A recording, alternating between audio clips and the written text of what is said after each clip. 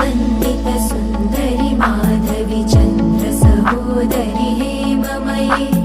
मुनिगण वन्दित मोक्षप्रदायिनि मञ्जुळभाषिणि वेदनुते